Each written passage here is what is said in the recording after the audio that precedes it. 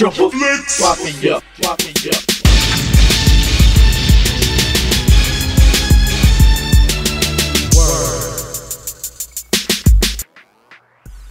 Woo! Chad Arms, ChaddyBobby, all aboard here.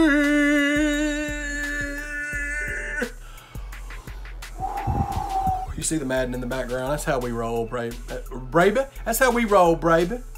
This is another top 5 countdown for your boy, Triple Flicks Mafia. This is our top 5 underrated or what's the I don't want to say slept on, but not talked about enough horror movies in our collection.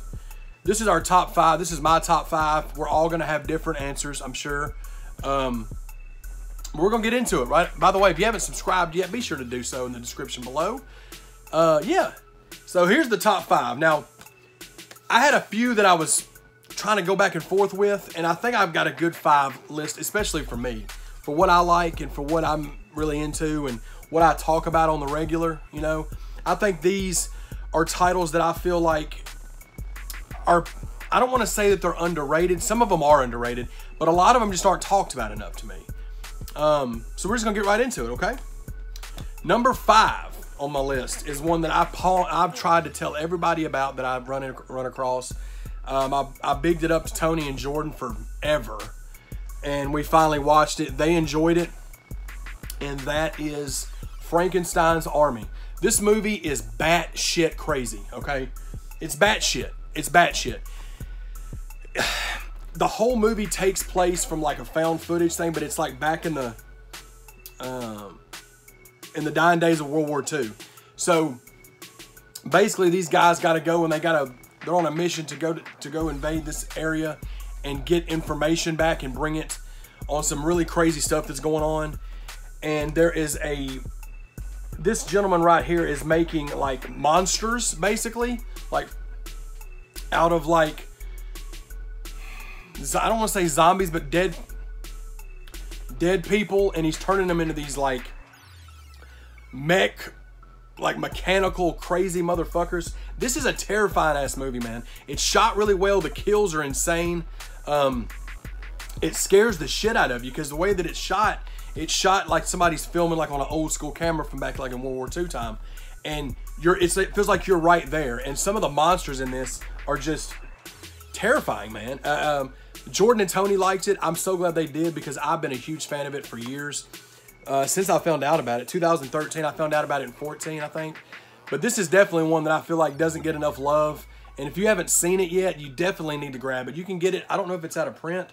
I don't think that it is, but it may be on streaming services, Prime or something. But check out Frankenstein's Army, man. I definitely recommend it. It's batshit crazy, but it's such a good time, man. That's my number 5. My number 4 is another one that is just, it scares the living shit out of me. I'm not big on outdoorsy stuff, like camping, any of that stuff. Not my thing, especially if we're not in a cabin somewheres. If we've got to go and make a tent and a bonfire, I'm fucking out. I'm not doing it. And this movie further escalates my fear of that, and that is Backcountry. Backcountry is, I believe they say it on the screen, on the front. It does for the woods what Jaws did for the ocean, and I can totally co-sign that. This movie is so scary, man. There's a lot of ridiculous, dumb decisions by the two main characters, the boyfriend and the girlfriend. But, I mean, it's a horror movie, so that's kind of what it is. But the bear in this movie is fucking scary as shit. Like, the scenes with the bear in it, it makes your skin crawl. The atmosphere is so dope. It's an IFC Midnight Scream Factory collabo from 2000, I want to say 14 or 15, 2015. This is on Netflix, or it used to be. But this is, I want you to go out and buy this one. If you're a fan of stuff like creature feature stuff, this will scare the living shit out of you.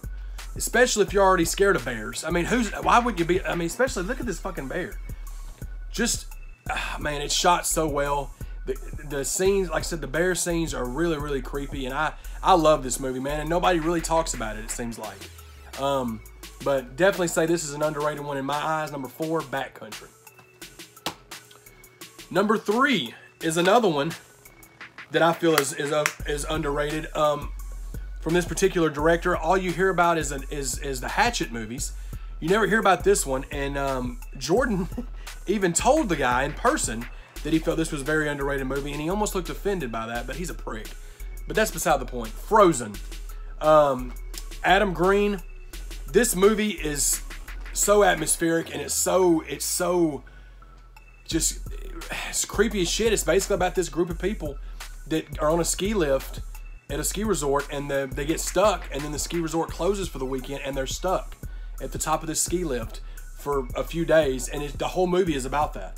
But there's so many like terrifying instances in the movie, and plus I'm scared of heights, and the whole movie they're stuck at the top of this ski lift, which immediately freaks me out.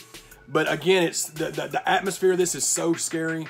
It's shot really well. Adam Green does such a good job of like capturing what this could be if it was a real life thing.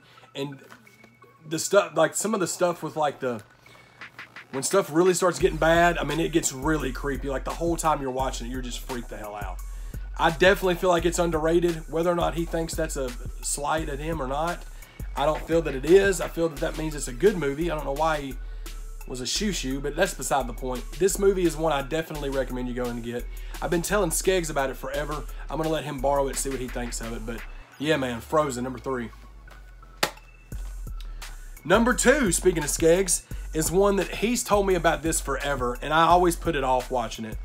And he talked about it and talked about it and talked about it, and I was just like, okay, I'll watch it. And then I finally did. I was like, man, this movie's so fucking good. And it's a sequel that I just feel like nobody ever really says anything about ever. It's one of my favorite horror sequels. That is Psycho 2. Anthony Perkins does such an awesome job in this movie, man. He plays a psycho so well in this. And again, just the way this movie was shot. Jerry Goldsmith did the music for it, so the music's already great. You get Robert Loggia in there from good old Over the Top fame and Scarface fame. Written by Tom Holland. It's basically after years of treatment in the mental institution for the criminally insane, he's come home to run the Bates Motel. So that's basically, it's after he's been locked up and all that, and he comes home and he's still fucking batshit crazy. Nobody ever, it feels like nobody talks about this sequel, man. You hear about horror movie sequels, and you hear about, all kinds of other ones, from the big franchises and stuff like that, but nobody ever seems to give love to Psycho 2. And I'm interested to see what Jordan and Tony think about it. We're going to watch it soon.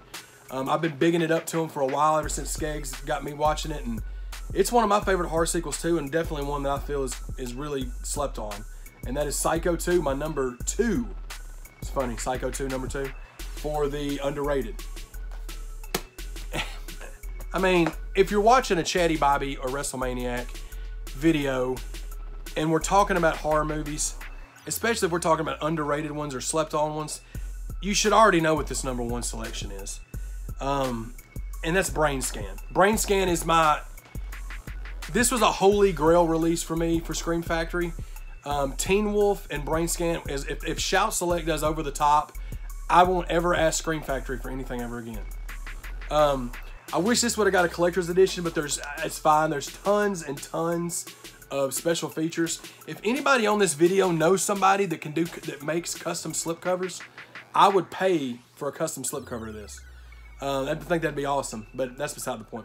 1994, Edward Furlong, Frank Langella, T. Ryder Smith, sorry. This movie is so dope, man. The score in it is great. The soundtrack is great. It's got that 90s, like, goth, horrorcore, like, rock feel to it. The vibe of it is so creepy. Furlong does such a good job in it. Frank Langella's creepy as hell, is like the detective. T. Ryder Smith as Trickster is so awesome. I got a poster of Trickster. Y'all know that if you follow the channel. It's basically just about Edward Furlong's character. He stays at home a lot. He's kind of a loner. He's got like one friend, and his mom passed away. His dad's always gone on business, so he's always home by himself. He's a big computer nerd. He finds about Brain Scan, which is a computer, like a CD-ROM game, interactive. No, this is 94, so you gotta look at it like that. But stuff starts happening, and then he's like, is this real? Is it not? But it's so good, man. Like, the kills in it are good. The acting's good. The score, the way it's shot, it feels like such an awesome, like, 90s horror movie. I couldn't recommend this movie enough, and I feel like it's not talked about near as much as it should be. Maybe it's just because I love it so much. But I definitely feel like it's really slept on. It's an underrated movie. I've been trying to get Ivy to watch it. I think it's something he would really like too. I think he would really dig Trickster's character. I think Savannah would like it too, right? Ivy and Savannah both.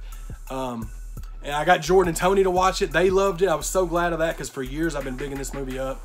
So it's definitely my number one, Brain Scan.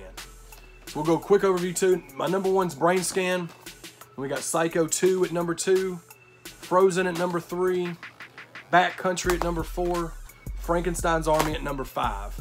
That has been my countdown of the top 5, my top 5 underrated horror movies in my collection. If you have not seen these, don't walk, run, and go see them. Pick them up! Y'all be sure to subscribe to the channel, hit that notification bell. We're going to keep pumping these countdowns out. Do me a favor, comment in the section below, and tell me your top 5 underrated horror movies. I love each and every one of y'all. Love, peace, and MF and hair grease, baby. Woo!